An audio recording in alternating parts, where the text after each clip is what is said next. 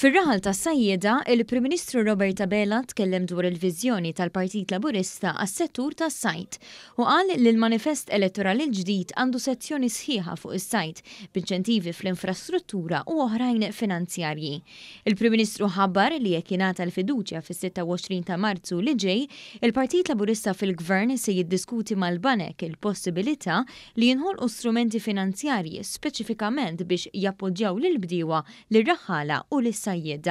Għal ukoll kif se jsir investiment fil-bini mill-ġdid tal-breakwater ta' Marsa Xlokk man-naħa ta' Dellimara biex il-port tas-sajjieda jkun aktar kenni mill-maltemp u adegwat għal bastimenti tal-baħar.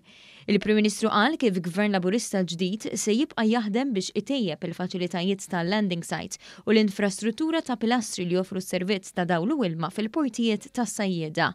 Il-Mexxej Laburista qal li jifhem l-importanza ta' dan is-settur għal pajjiżna u għalhekk se jaħdem biex jibqa' rilevanti. Miżura oħra aktar speċifika illi se nniedu skemi ta' kumpens għal dak is-sajjieda li jiddeċiedu illi jirtiraw u mbagħad se jkunu qed jitrasferixxu l-opri tal-baħar tagħhom u l-liċenzji għal sajjieda li jkunu żgħażagħ jew għadhom deħlin f'din is-sena. Il-Prim Ministru jgħid ukoll skemi finanzjarji li jkunu aċċessibbli għal sajjieda li jridu jixtru l-ewwel bastiment tagħhom. Fl-istess waqt, bħalma qed isir f'setturi oħra, f'dak tas-sajd ukoll se tingħata għajnuna biex jiġu adottati prattiċi li jkunu ambjentalment sostenibbli.